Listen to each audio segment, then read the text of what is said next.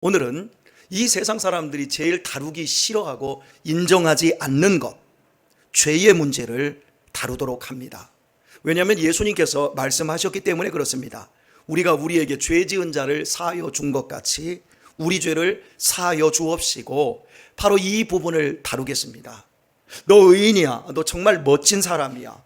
어쩜 그렇게 너는 참 멋있고 좋니? 이 얘기를 우리는 듣고 싶어요. 그런데 반대로 너는 어쩜 그렇게 사람이 못돼 먹었니? 넌 정말 나쁘다. 이런 얘기를 들으면 모두 발끈할 수밖에 없어요.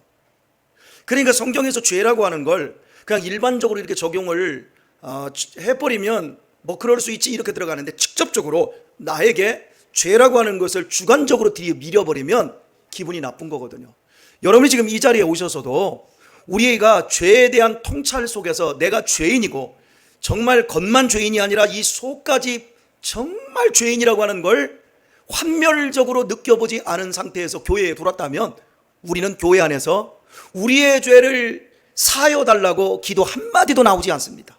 그저 나는 괜찮은 사람인데, 목사님이 자꾸 죄를 들먹이면 저건 A 사람의 죄고 저건 B 사람의 죄지 나하고는 상관이 없어. 그리고 전혀 딴 세계의 사람으로 살아가는 겁니다. 그러면서 판단하고 정죄하고, 나는 괜찮다고 생각하지만 실은 괜찮은 자리에 있는 것이 아니라 정말 심각한 자리에 있는 겁니다.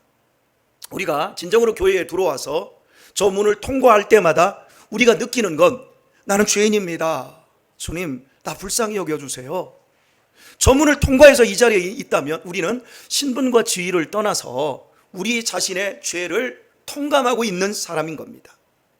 여러분, 인간관계에서 우리의 바람은 모든 만나는 사람들과 아름다운 관계를 맺고 싶은 것 아닌가요? 그죠? 가장 가까운 부부와 또 부모 자식 간에도 정말 아름답고 행복한 관계를 계속해서 유지하고 싶지 않습니까?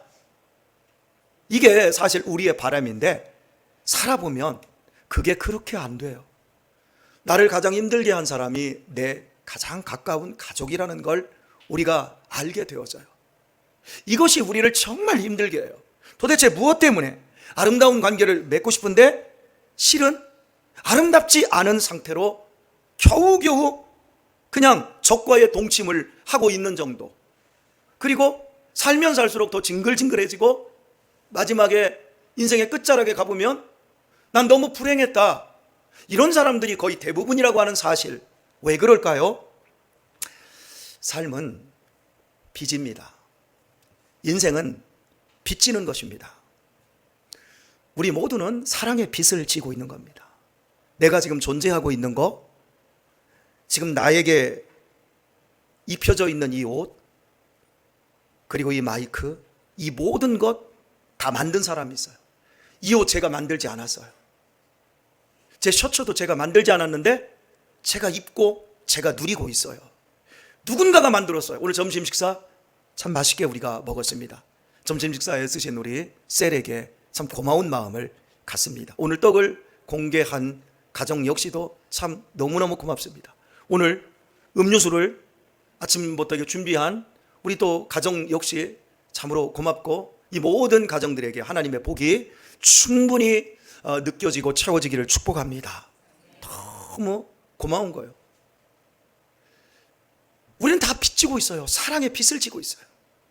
그러니까 인생이 건강하려면 내가 지금 빚지고 산다, 이 느낌을 가지고 사물, 사건, 그리고 사람을 대해야 되는데, 이게 없어요. 오히려 너 나한테 빚졌지? 교회에 빚진 자로 와야 되는데 교회에 빚 받으러 오는 사람이 있으면 어떨까요? 우리가 교회에 와서 어떤 사람을 보든지 절대로 그 사람들을 저 사람이 나한테 잘못했지 이 시각으로 보면 안 돼요. 내가 누구에게나 사랑의 빚진 자로서 내가 저 사람에게 밥 한 끼를 더 사야 되고, 내가 저 사람에게 따뜻한 말 한마디를 더 해줘야 되고, 따뜻하게 인사해줘야 될, 나는 사랑의 빚진 자다라고 하는 마음으로 교회에 오시기를 바랍니다. 그 마음을 가져야 돼요.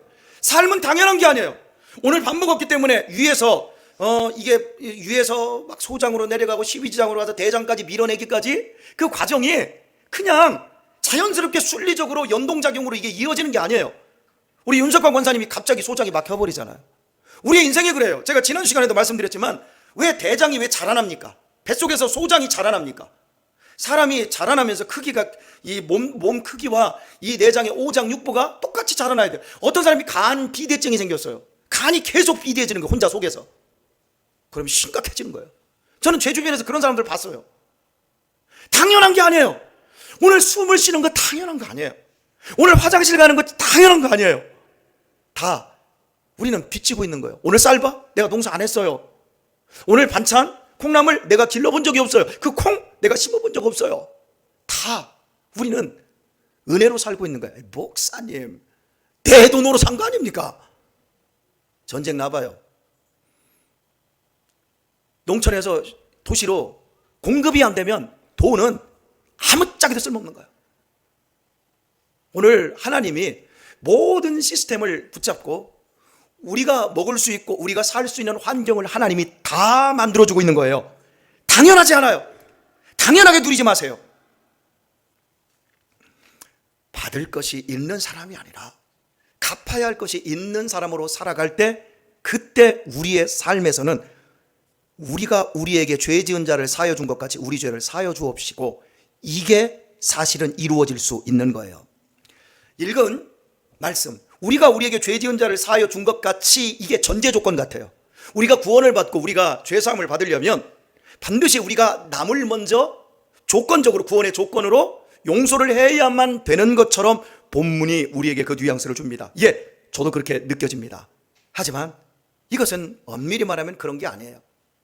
죄의 심각성을 아는 사람은 다른 이가 나에게 저지른 죄를 용서해 주지 않을 수가 없습니다. 왜?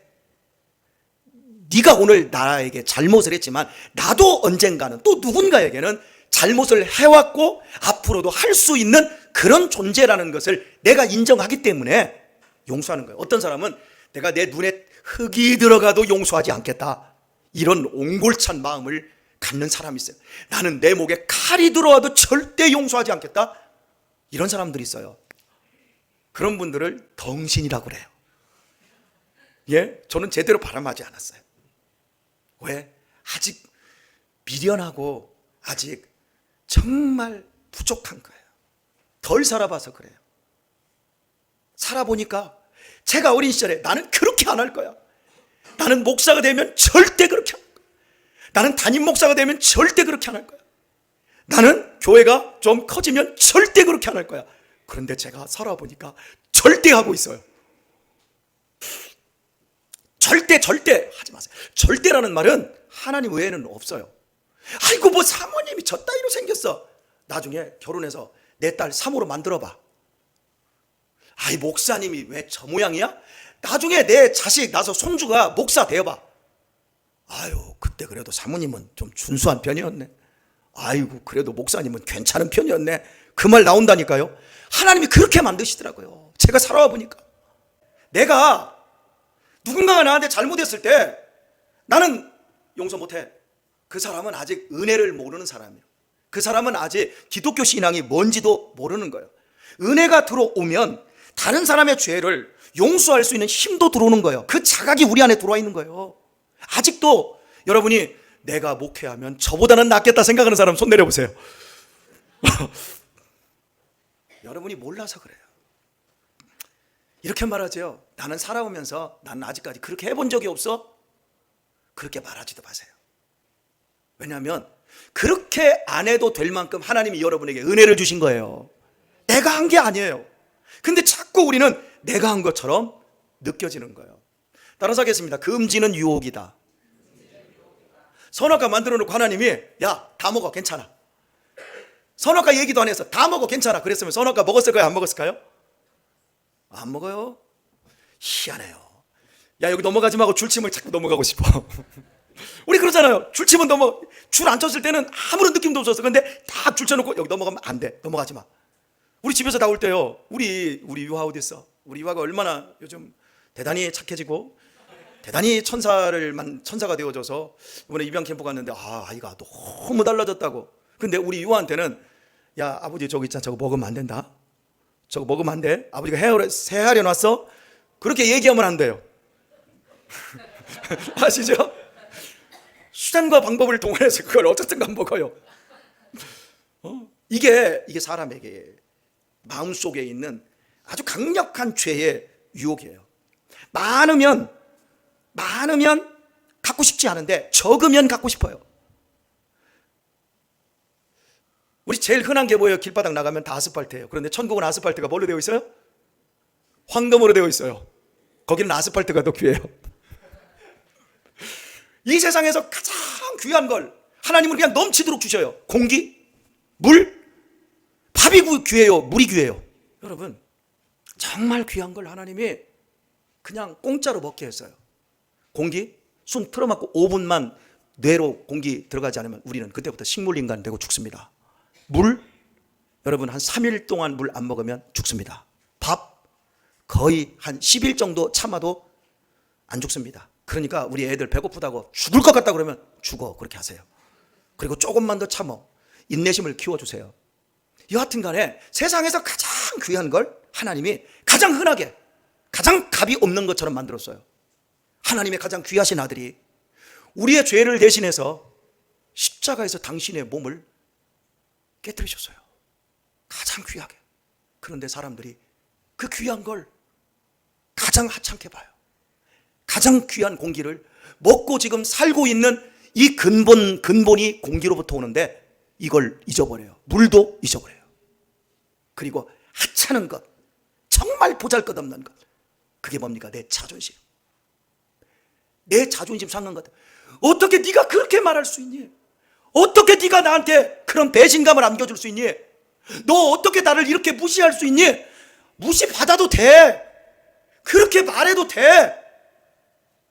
나는 죄인이고 예수님이 나 붙잡지 않으면 인간 말종의 말종이요. 목사님 그러지 마세요.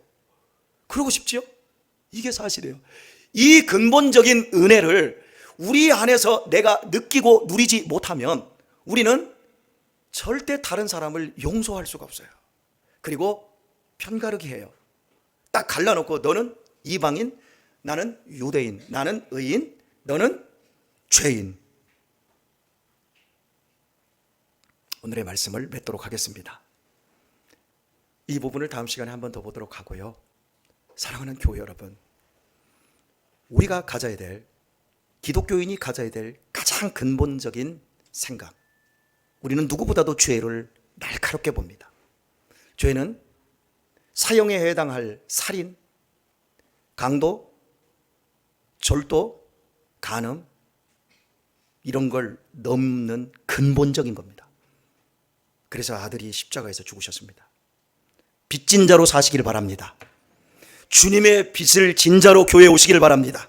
이 교회에 오셔서 빚 받으려고 하는 생각으로 절대 여러분의 마음을 굴리지 마시고, 나는 빚진 자야, 나는 모두에게 빚을 졌어, 이 빚을 갚으며 살아야 되는데 라고 생각하면 어떤 시험도 유혹도 여러분은 걸리지 않고 예수님과 멋지게 동행하며 행복한 인생의 때를 살아가게 될 줄 믿습니다. 이렇게 한 주간 승리하시기를 예수님의 이름으로 축원합니다.